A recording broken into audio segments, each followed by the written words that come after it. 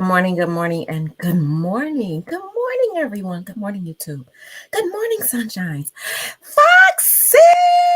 Good morning, sunshine. What you doing up this early? You on vacation. You got me over here by myself while you out there. I saw your little ocean video. Okay, peace be still me. Hey girl, good morning. I hope you are absolutely in a peaceful space. You know I'm praying for you, and you know I love you, girl. Hey, girl. Hey, hey, YouTube. I was trying to come live last week. Yeah. Okay. I know it's summertime. I know I'm like, ooh, when summertime comes, I'm going to be able to do much more on YouTube because, I'm an educator and we get summers off. Girl, bye. Oh, let me show y'all my new shirt. I got this yesterday. We got a store here. It's a black owned business. Look at that little French dog. What are they called? French terrier, something like that. I think he is the cutest thing out here. So this is a black owned business, a black owned brand called McMillions. McMillions. The proprietor's last name is McMillion. And so they created a clothing line called McMillions. Pretty nice stuff. Very nice quality. I got this shirt yesterday at a mall in the Metro Detroit area. We don't actually have malls in Detroit, so it's not Detroit. It's out there, in the Novi area where they have malls at. And what's the other thing that they have that's not open today? Oh, Chick-fil-A. My son wanted to go there yesterday. I take my son shopping yesterday. He's still a grown-up, but I still had to do a mommy thing because my boogaloo got a job, y'all. He been working since he was little, but he got his first he's a big boy now. He is actually going to be selling cars at a dealership, a very nice dealership in the Metro Detroit area. Not Detroit, but the Metro area. And he's going to be a car salesman. He's going to start working tomorrow. So I had to go get my boogaloo some slacks and some shirts. I'm not doing shoes. I told him he could, because he got a job, or he had a job. He can buy his own shoes. So he probably going to go today and get himself some shoes, because I wasn't. I just spent money for prime shoes that he probably won't ever wear again. So, no. I wasn't doing shoes, but I did get him a week's worth of slacks and pants. So that was our adventure yesterday, along with my McMillion shirt. So why couldn't I come live last week? I couldn't come live last week because school started. So I think I had already told you guys I got accepted into a PhD program. Those classes opened up last Thursday. So today is I'm looking at my calendar up here. Today is the 9th. My class opened up on Thursday the 6th. And all of my homework was due today. So it didn't open up on the 6th, did it, girl? I feel like it did. If it didn't open up on the 6th, it opened up on, it didn't. It opened up on June. It opened up June 29th. So June 29th is a Thursday, and that's the day my first class opened up. Week 1 started June 29th. All of our homework for week 1 was due today. You get until midnight Sunday.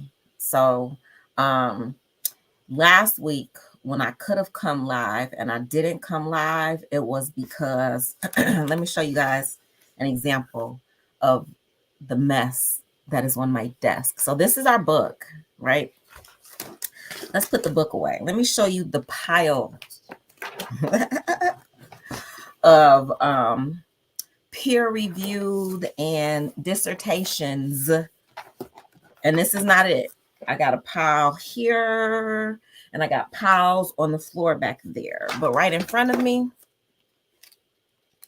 these are the things that I've been kind of going through, highlighting, sticky noting, and getting my mind right about my dissertation. Because even though this is an intro class, you have to take this class before we can actually start taking like the requisite classes. This is the prerequisite class. Even though this is an intro class, child, they got me writing my problem statement already. I was like, for real. I wasn't ready for that. When I did doctorate school a decade ago or a little longer ago, I really didn't start working on my chapters and my problem statements until the end, like that last year or two. They have us starting now, which I appreciate, because my experience from the last program was that if you wait until the end, they will find numerous rhymes and reasons to keep returning your drafts to you and string you along and never get you over that PhD threshold unless you keep paying for that last class. Because the last class in the program, in this one, it is called EDLD 7300. My last year of school is literally writing my dissertation. I take this one class 4 times. And most programs are like that. Your dissertation finishing up process happens at the very end. What I like about the program that I'm in now is little steps along the way. If I do all of the classes as they are outlined for me, I should be done in 3 years or so. So hopefully this time in 3 years, I will be Dr. Key. And look, StreamYard got this cute little thing. You could put like a little, I forget what it's called. This is called a headline. So I made my headline today, Future Dr. Key. Organized Key up in this piece. PhD organized Key. So yes, that is why I did not come live last week. So this is my new thing. I was able yesterday. I didn't work out yesterday. I probably ate a bunch of crap, but I did sit here and I finished all my homework. So in order for me to come live on Sundays, which is the day that my homework is due, I don't want to do homework on the day it's due. I need to do it in advance because I want to start week 2 today. So I will be able to do that today. If I can get my homework in on Saturday evening, I can come live on Sunday morning. That's a new rule that I just implemented today. So we'll see how long this rule lasts, but yeah, that's where we are with it. It's difficult for me to come live because not only am I working summer school, I am also working on my PhD. What else is going on? The boy got a job. My daughter's headed back to school next month. And I think that's it. I think I updated you guys on my no situationship relationship last week. That doesn't exist because actually saying the word relationship, it must be taboo. But literally anybody that you relate to, you are in a relationship with. So yeah, that part. And I just want to make sure I told y'all all the things before I get started. So I'm only going to get through half of this chapter because this chapter is 34 pages. So I divided that by 2. God willing, we will get through 17. I can't sit here all day because I got to work out today to make up for the things that I had to do to get my mind right yesterday to sit here and write my problem statement with attached resources in APA style. That's it, and that's all. All right, so chapter 8 is the discovery of inner space. According to an ancient Sufi story, there lived a king in some Middle Eastern land who was continuously torn between happiness and despondency. The slightest thing would cause him great upset or provoke an intense reaction, and his happiness would quickly turn into disappointment and despair. A time came when the king finally got tired of himself and of life, and he began to seek a way out. He sent for a wise man who lived in his kingdom and who was reputed to be enlightened. When the wise man came, the king said to him, I want to be like you. Can you give me something that will bring balance, serenity, and wisdom into my life? I will pay any price you ask. The wise man said, I may be able to help you, but the price is so great that your entire kingdom would not be sufficient payment for it. Therefore, it will be a gift to you if you will honor it. The king gave his assurances, and the wise man left. A few weeks later, he returned and handed the king an ornate box carved in jade. The king opened the box and found a simple gold ring inside. Some letters were inscribed on the ring. The inscription read, This too will pass. Child, let me tell y'all how one of my posts was literally, This too shall pass. So I can give you a brief timeline because I got it written here, because I have a lot of post-it notes that I literally look at and visualize every day. The day that my old friend came back into my life, I call that a energy shift day. So that day was actually April 28th. The next energy shift day that I will acknowledge is June 21st.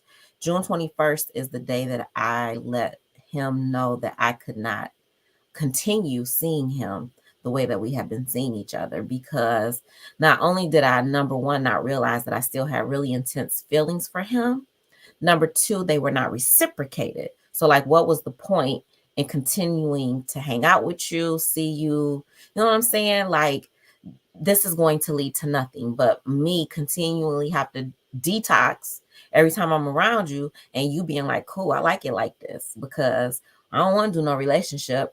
I don't want to be committed to nobody. I just want to see you when I see you. I'm too old for that. Me personally. I'm not saying that other women my age might not vibe with that. We are all different people, and I don't speak for collectives ever.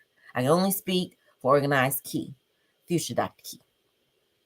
That's not my ministry. My ministry is not to be strung along and just doing things. I'm really good at cutting things off and being intelligent and using my not emotions, but my data to inform how I move through life. And the data was showing, girl, he ain't taking you out. He took you out there first, April 28th. And then you ain't been out since. You ain't really did nothing. You don't hang out. You just go. No. You are worthy of much more than that. And I know that I am. So, girl, do the work, detox, let him go, because this too shall pass. What is the meaning of this? Asked the king. The wise man said, wear this ring always.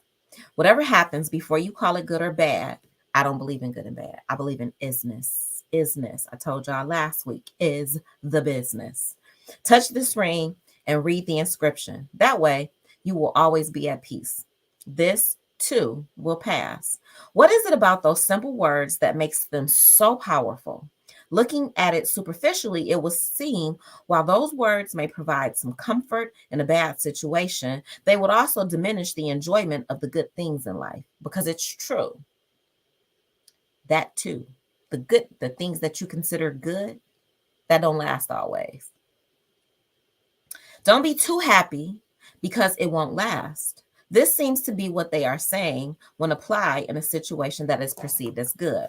The full import of these words becomes clear when we consider them in the context of two other stories that we encountered earlier. The story of the Zen master, whose only response was, is that so? Shows the good that comes through inner non-resistance to events. That is to say, being at one with what happens. The story of the man whose comment was invariably a laconic maybe illustrates the wisdom of non-judgment, and the story of the ring points to the fact of impermanence, which, recognized, leads to non-attachment. Non-attachment. I was dealing with a human being who is really good at non-attachment. I can be good at non-attachment, but I have to work at non-attachment. It is not my initial ministry. Non-resistance, non-judgment, and non-attachment are the three aspects of true freedom and enlightened living. So my dude, my guy, he is enlightened because he could be like, girl, I am not attached to you. I'm not doing a relationship with you. And I'm sitting there like, but wait, like, why not? Like, what's wrong with relationship? Like, we old. We still out here playing games. Like, we young. We not. We older. We still both cute though. We both cute as a button together. But no. Those words inscribed on the ring are not telling you that you should not enjoy the good in your life, nor are they merely meant to provide some comfort in times of suffering.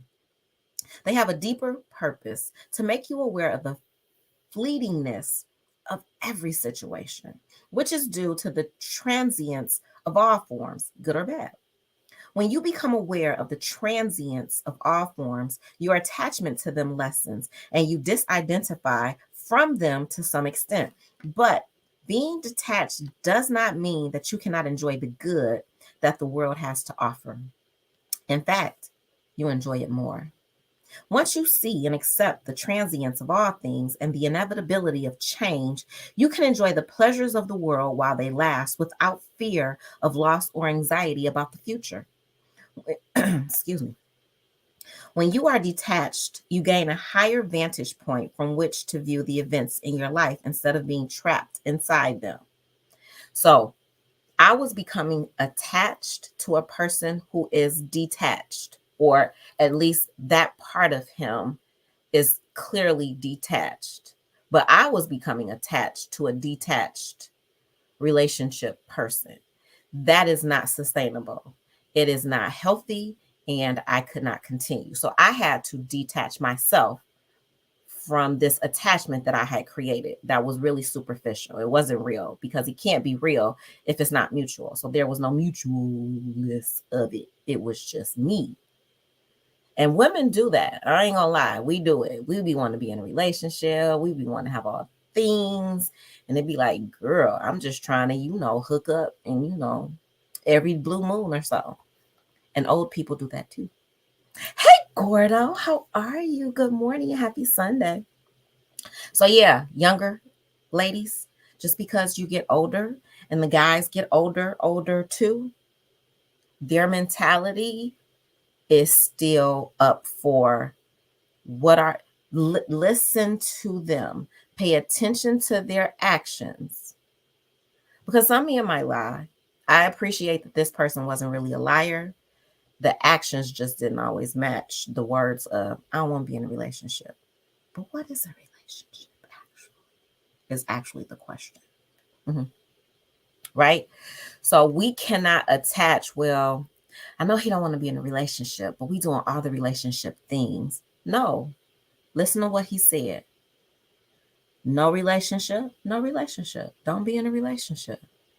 And if you're not in a relationship, ladies, it's up to you to not do the relationship things because guess what? When you do the relationship things, you get attached to people who ain't attached to you. Girl, that's the best definition of not important. And what we do know is that we are importante. You are important. So don't just listen and use your intellect. Good morning, Desiree. Okay, I ain't seen you in a long time, BJ Des. Good morning, sunshine. How are you? Desiree, is it? So it looks like because of the hyphens, I don't want to say it wrong. Desiree, or I feel like it's Desiree, but I don't want to get it wrong because I have a friend who has a hyphen and it turns her name from Tracy into Tressay. So I want to make sure I'm saying it right. And like mine has a hyphen in my chaos, but it's not like, it's just chaos. It's not an extra. So anyway, hey, BJ Des. All right. So y'all, Listen, use your, not emotions, use your mental data to respond. When people say who they are and show you who they are, listen and act accordingly. And it's hard. When I had to tell this man that I couldn't see him no more, y'all, I had to get my mind right. I had to get my life together. And it took me a minute. It took me until probably this last week. And that's only been like 1, 2, I haven't seen him in over almost a month. I'm still kind of going through some things. I ain't gonna lie. Because I still want to see him. I just know I can't. It just is what it ain't. And I'm not going to. So there's that part. Oh, I got it right. Hey, Desiree. All right, y'all. So let me finish up. Let me get back into this book because I got things to do today. I got to work out and I got to start week 2 for my homework. Girl, she gave us a quiz last week. Girl, this is the first week of class.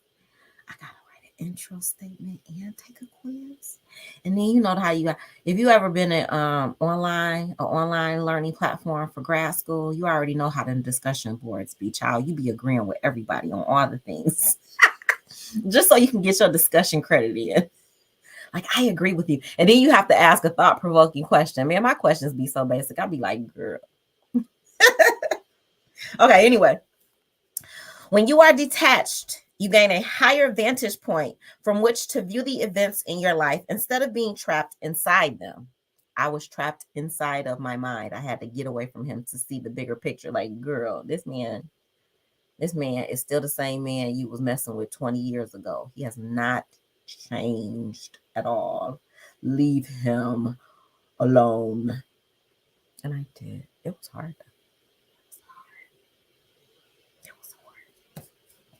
You become like an astronaut who sees the planet Earth surrounded by the vastness of space and realizes a paradoxical truth.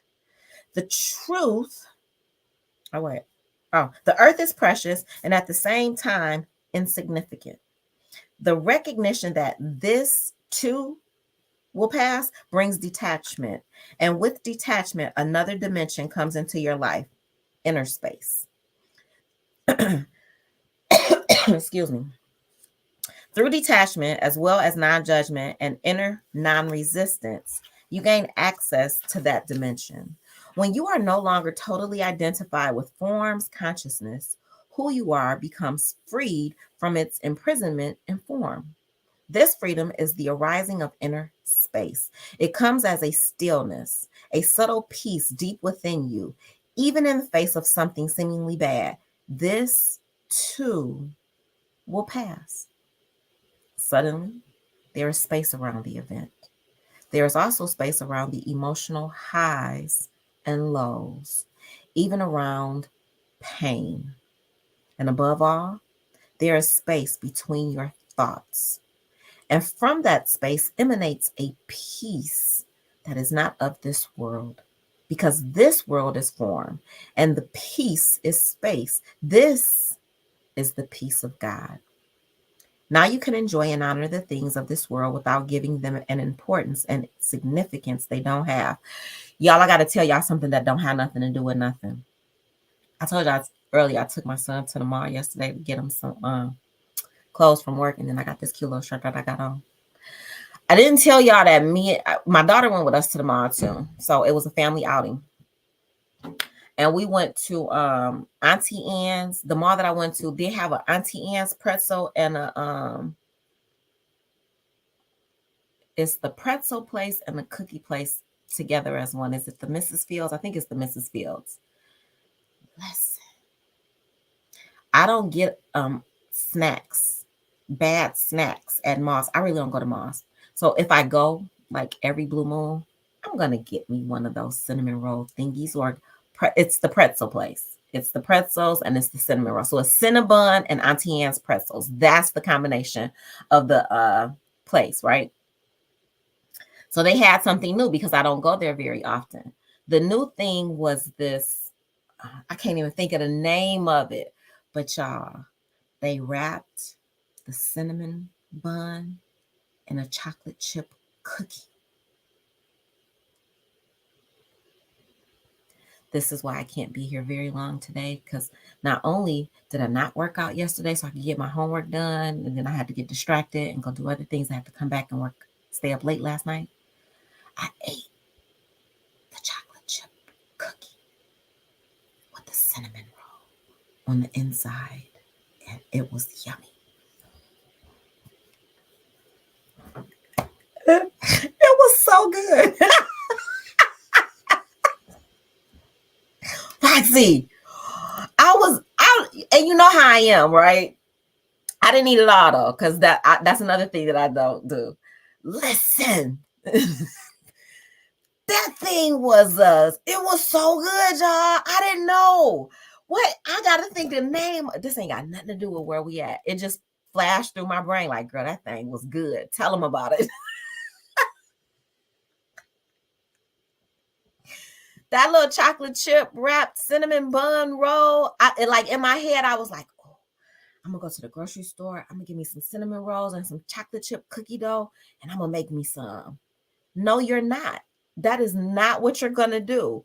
But in my head yesterday, I was doing all of that because it was so good to me. But I only ate I ate around the edges, and I ate a bite. And because it was so good, I immediately gave it to my doctor. Like, here, you can have it, because I can't eat this. Because I still had a pretzel that I was gonna eat, my almond pretzel.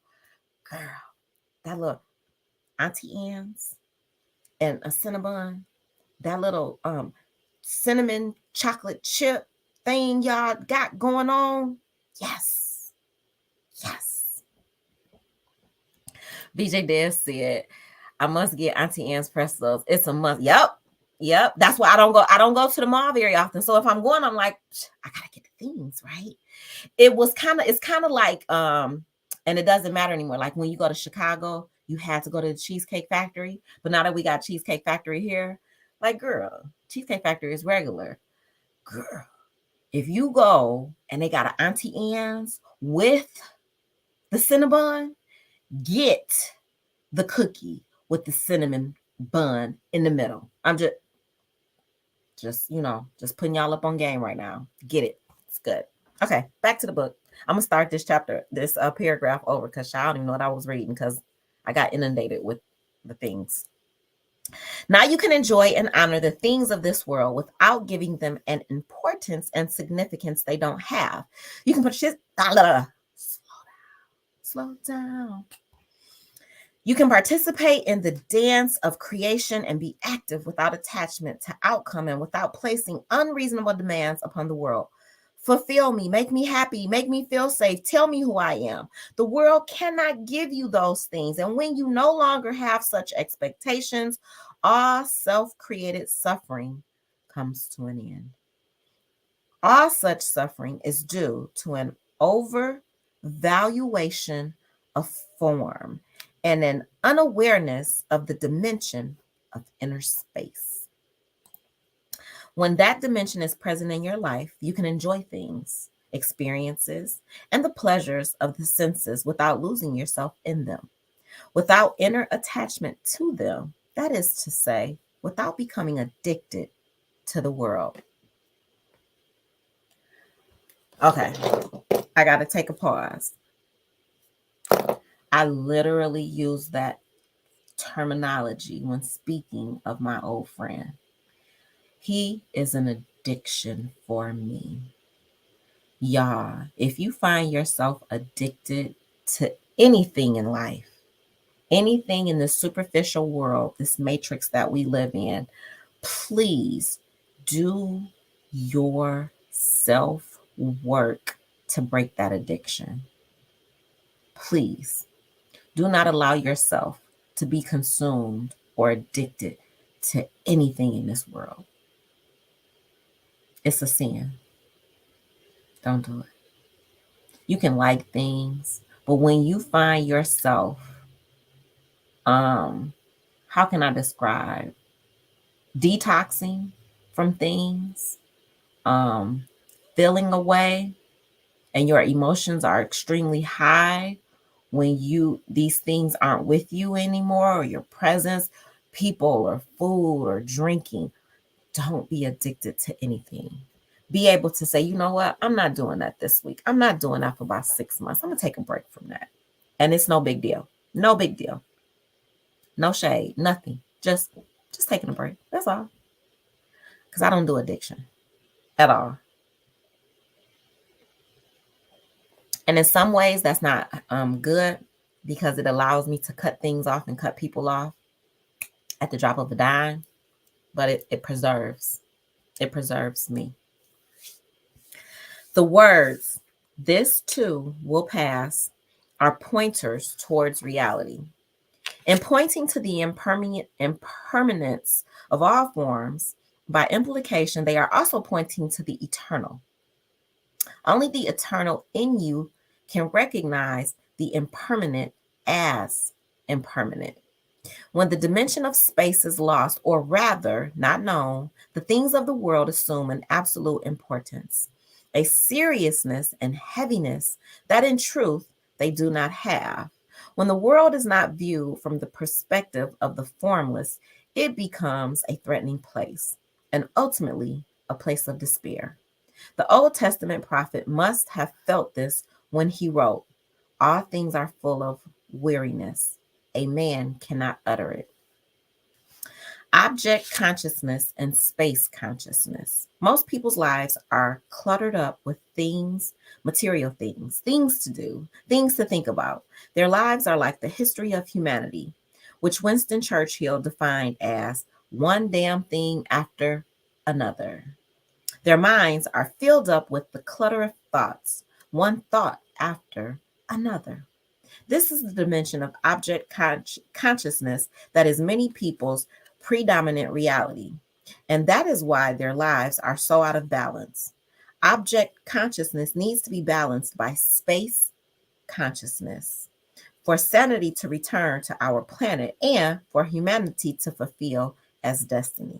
The arising of space consciousness is the next stage of the evolution of humanity. Space consciousness means that it is in addition to being conscious of things, which always comes down to sense, perceptions, thoughts, and emotions. There is an undercurrent of awareness. Awareness implies that you are not only conscious of things or objects, but you are also conscious of being conscious. If you can sense an alert inner stillness in the background while things happen in the foreground, that's it. This dimension is there in everyone, but most people are completely unaware of it. Sometimes I point to it by saying, can you feel your own presence? Space consciousness represents not only freedom from ego, but also from dependency on the things of this world, from materialism and materiality. It is the spiritual dimension which alone can give transcendent and true meaning to this world. Whenever you are upset about an event, a person, or a situation, the real cause is not the event, person, or situation, but a loss of true perspective that only space can provide. You are trapped in object consciousness, unaware of the timeless inner space of consciousness itself. The words, this too will pass, when used as a pointer, can restore awareness of that dimension to you. Another pointer to the truth in you is contained in the following statement: I am never upset for the reason that I think. Falling below and rising above thought. When you are very tired, you may become more peaceful, more relaxed than in your usual state. This is because thinking is subsiding, and so you can't remember your mind-made problematic self anymore. You are moving towards sleep. When you drink alcohol or take certain drugs, provided they don't trigger your pain body, you may also feel more relaxed, more carefree, and perhaps more alive for a while. You may start singing and dancing, which since ancient times are expressions of joy of life. Because you are less burdened by your mind, you can glimpse the joy of being. Perhaps this is the reason alcohol is also called spirit. But there is a high price to pay: unconsciousness. Instead of rising above thought, you have fallen below it. A few more drinks and you will have regressed to the veggie realm. Space consciousness has little to do with being spaced out. Both states are beyond thought. This they have in common. The fundamental difference, however, is that in the former, you rise above thought. In the latter, you fall below it. One is the next step in the evolution of human consciousness, the other, a regression to a stage we left behind eons ago. Television. Watching television is the favorite leisure activity, or rather non activity, for millions of people around the world. The average American, by the time he is 60 years old, will have spent 15 years staring at the TV screen. In many other countries, the figures are similar. Many people find watching TV relaxing. Observe yourself closely, and you will find that the longer the screen remains the focus of your attention, the more your thought activity becomes suspended. And for long periods, you are watching the talk shows, game shows, sitcoms, or even commercials with almost no thought being generated by your mind. Not only do you not remember your problems anymore, but you become temporarily free of yourself. And what could be more relaxing than that? So, does TV watching create inner space? Does it cause you to be present? Nope, nada. Although for long periods your mind may not be generating any thoughts, it has linked into the thought activity of the television show. It has linked up with the TV version of the collective mind and is thinking its thoughts. Your mind is inactive only in the sense that it is not producing thoughts. It is, however, continuously absorbing thoughts and images that come through the TV screen. This induces a trance like passive state of heightened susceptibility, not unlike hypnosis. That is why it lends itself to manipulation of public opinion. As politicians and special interest groups are as well as advertisers know and will pay millions of dollars to catch you in that state of receptive unawareness, they want their thoughts to become your thoughts, and usually they succeed. So when watching television, the tendency is for you to fall below thought, not rise above it. Television has this in common with alcohol and certain other drugs. While it provides some relief from your mind, you again pay a high price. Loss of consciousness. Like those drugs, it too has a strong addictive quality. You reach for the remote control to switch off and instead find yourself going through all the channels. Half an hour or an hour later, you are still watching, still going through the channels. The off button is the only one your finger seems unable to press. You are still watching, usually not because anything of interest has caught your attention, but precisely because there is nothing of interest to watch. Once you are hooked, the more trivial, the more meaningless it is, the more addictive it becomes. If it were interesting, thought provoking, it will stimulate your mind into thinking for itself again, which is more consciousness and therefore preferable to a TV induced trance. Your attention would therefore no longer be totally held captive by the images on the screen. The content of the program, if there is a certain quality to it, can to some extent counteract and sometimes even undo the hypnotic, mind numbing effect of the medium of TV. I'm thinking like documentaries, maybe, because those are enlightening, but I'm not thinking like your housewives of whatever television shows or these reality TV shows and or even YouTube. I'm counting YouTube into the television time because I am not patting myself on the back because I don't watch TV, because I really don't. I do watch a lot of YouTube though. So YouTube takes up my television time.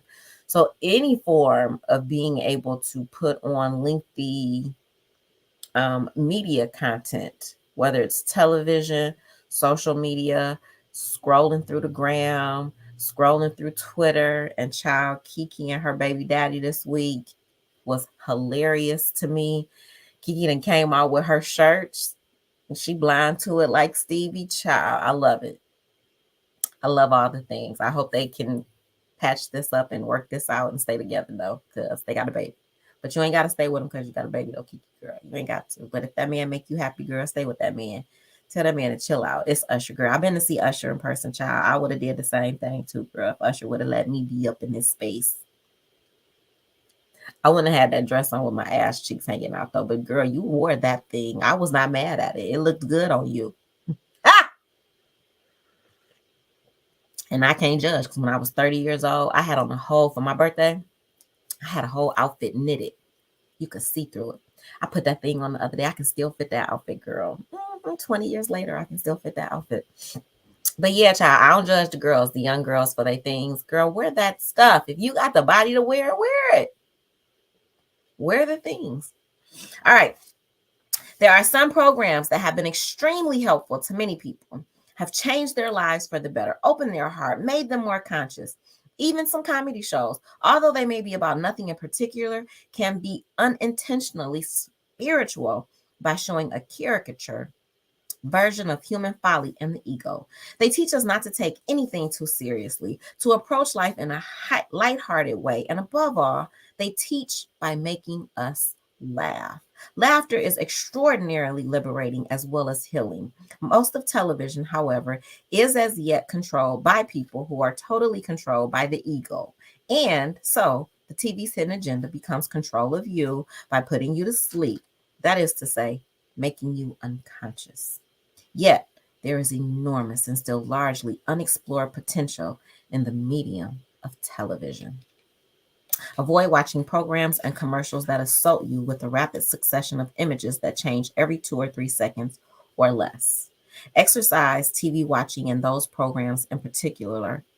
I'm sorry, I say exercise, excessive. Put your glasses on. I don't need my glasses. You should put them on. No. Excessive TV watching and those programs in particular are largely responsible for attention deficit disorder, a mental dysfunction now affecting millions of children worldwide.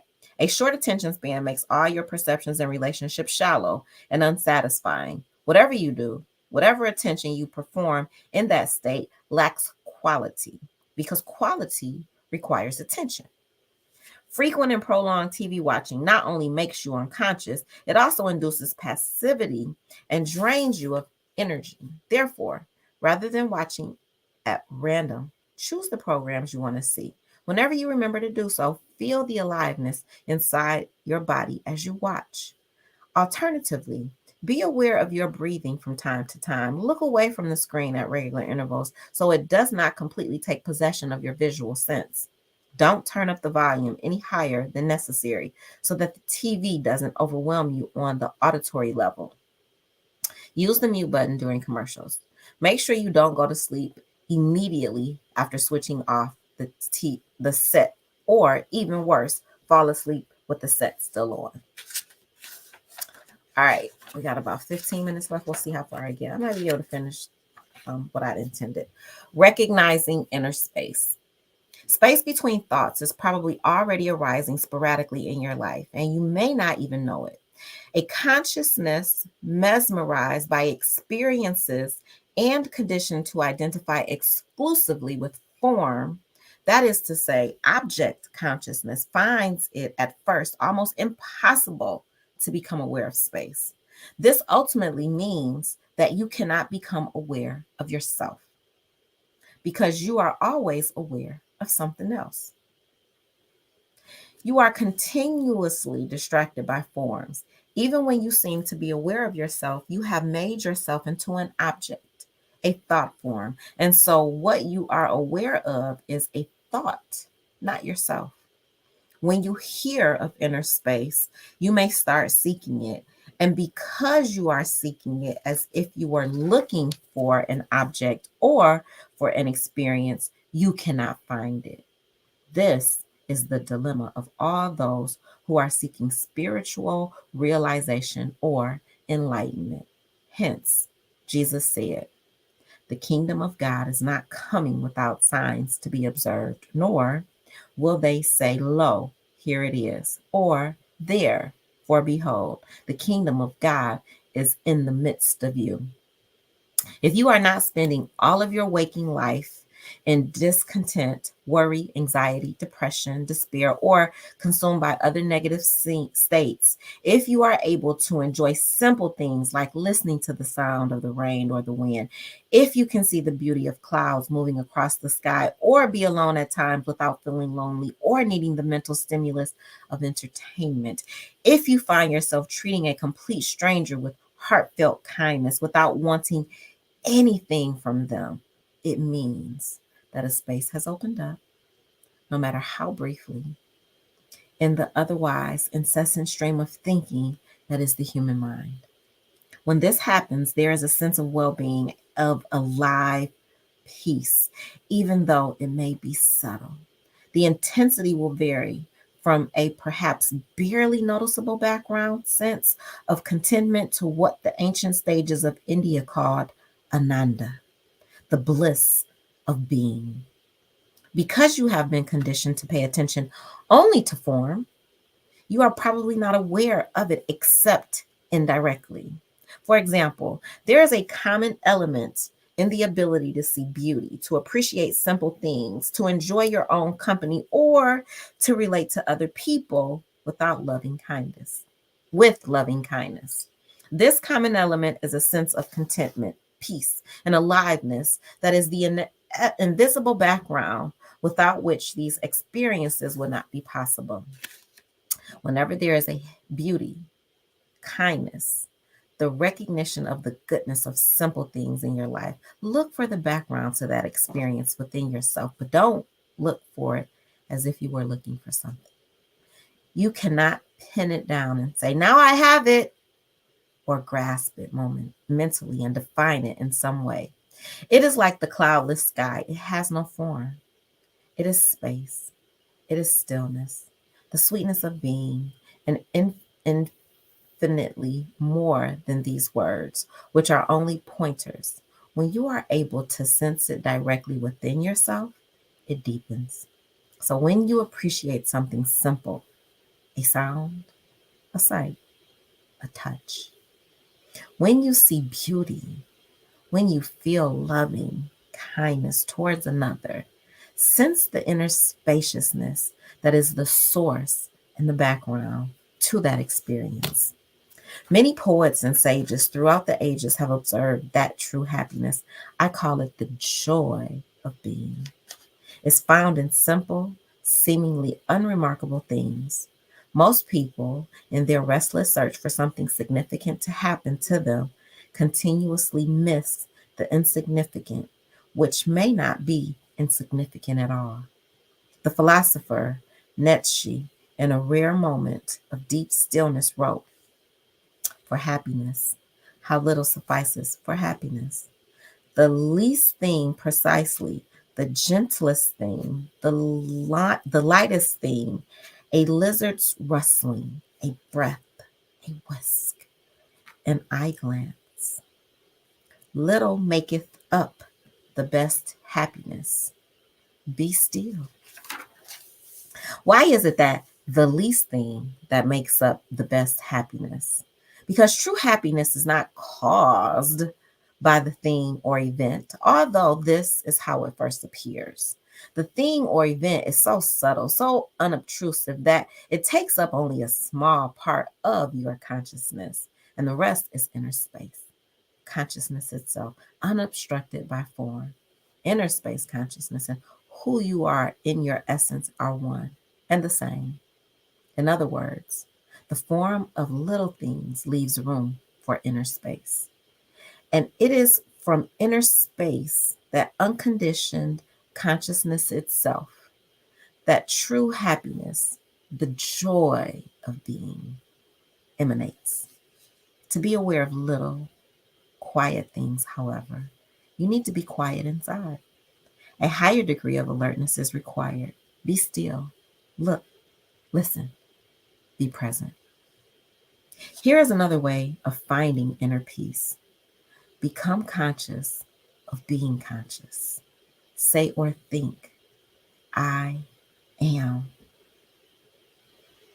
in the words of Rest in Peace, Sinful the P. I am that I am. and add nothing to it. I am.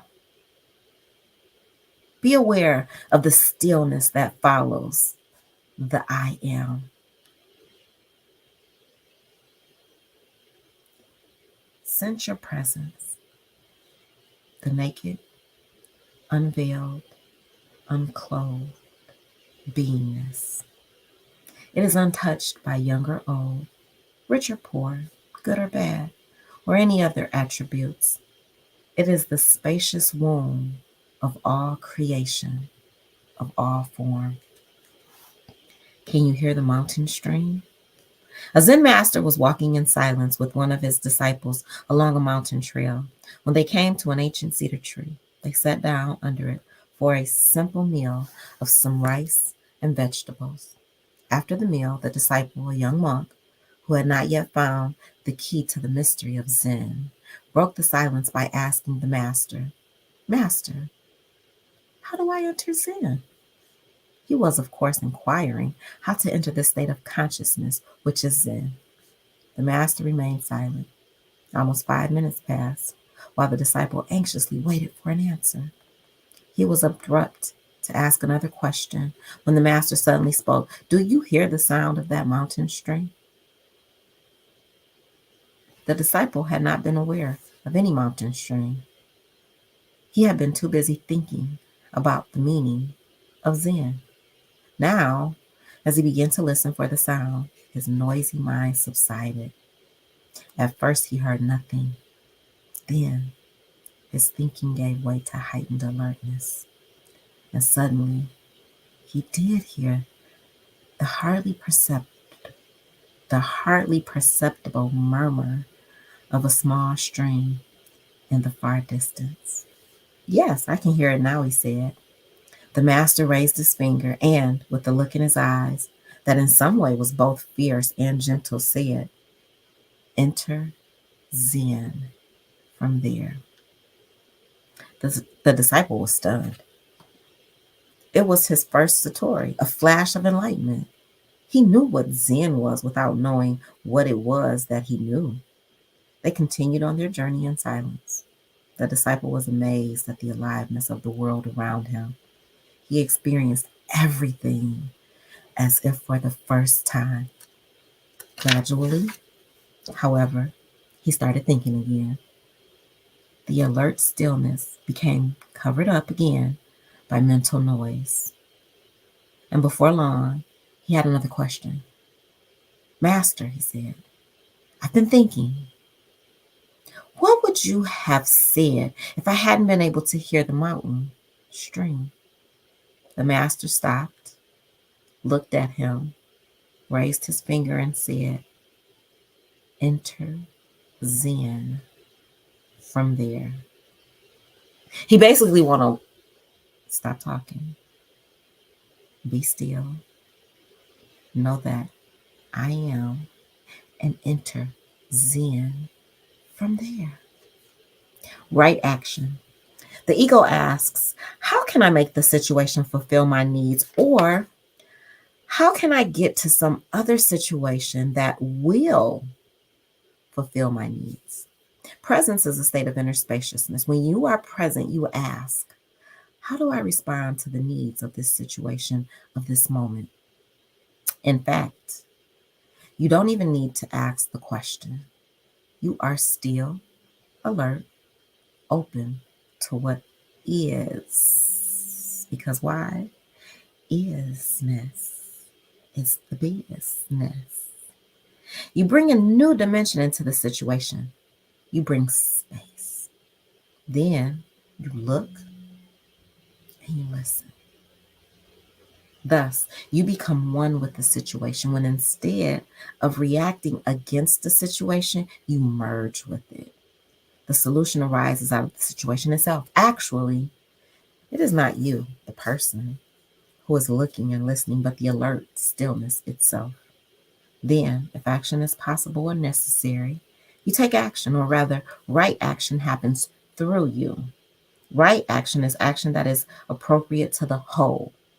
When the action is accomplished, the alert, spacious stillness remains. There is nobody who raises his arms in a gesture of triumph, with shouting a defiant, yeah, there is no one who says, look, I did it. All creativity comes of inner spaciousness. Once the creation has happened and something has come into form, you have to be vigilant so that the motion of me or mine does not arise. If you take credit for what you accomplished, the ego has returned and the spaciousness has become obscured. Perceiving without naming. Most people are only peripherally aware of the world that surrounds them, especially if their surroundings are familiar. The voice in the head absorbs the greater part of their attention. Some people feel more alive when they travel and visit unfamiliar places or foreign countries because at those times, sense perception, experiencing, takes up more of their consciousness than thinking. They become more present. Others remain completely possessed by the voice in the head, even then. Their perception and experiences are distorted by instant judgments. They haven't really gone anywhere, only their body is traveling, while they remain where they have always been, in their head. This is most people's reality. As soon as something is perceived, it is named, interpreted, compared with something else, liked, disliked, or called good or bad by the phantom self, the ego, because we like to put things in nice little boxes. It makes our humanness feel good about life when we can categorize people, places, things, point fingers. That makes us feel good as human beings. Stop it. Stop it. They are imprisoned in thought forms and object consciousness. You do not awaken spiritually until the compulsive and unconscious naming ceases, or at least you become aware of it and thus are able to observe it as it happens. It is through this constant naming that the ego remains in place as the unobserved mind. Whenever it ceases, and even when you just become aware of it, there is inner space and you are not possessed by the mind anymore. Choose an object close to you, a pen, a chair, a cup, a plant, and explore it visually. This is to say, look at it with great interest, almost curiosity. Avoid any objects with strong personal associations that remind you of the past, such as where you bought it, who gave it to you, and so on. Also, avoid anything that has writing on it, such as a book or a bottle. It would stimulate thought. Without straining, relaxed but alert, give your complete attention to the object, every detail of it. If thoughts arise, don't get involved in them. It is not the thoughts you are interested in, but the act of perception itself. Can you take the thinking out of the perceiving? Can you look without the voice in your head commenting, drawing conclusions, comparing, or trying to figure something out? That is something that I work at, y'all. I am one of the most curious, nosy people that I know.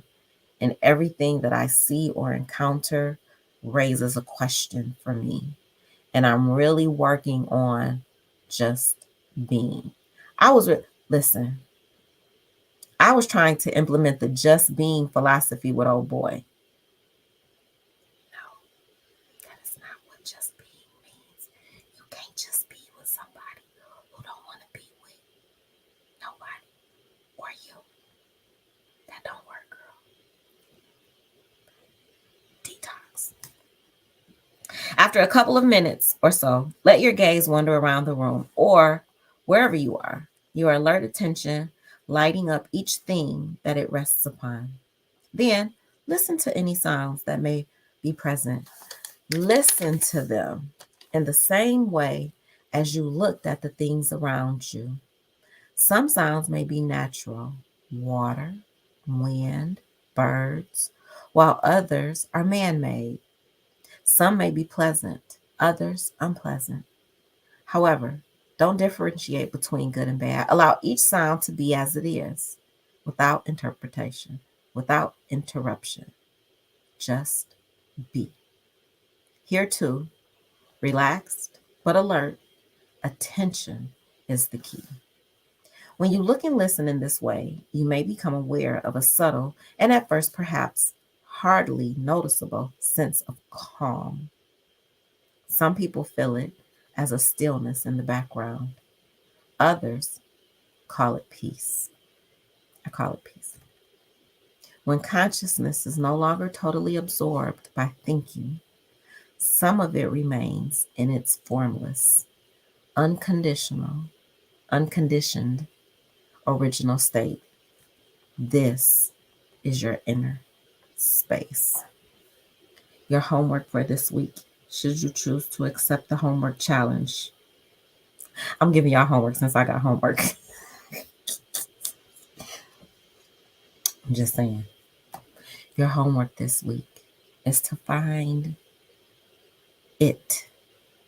What is it? Organized chaos. It is your inner peace. It is the stillness. It is the space where there is no thought, there is no judgment.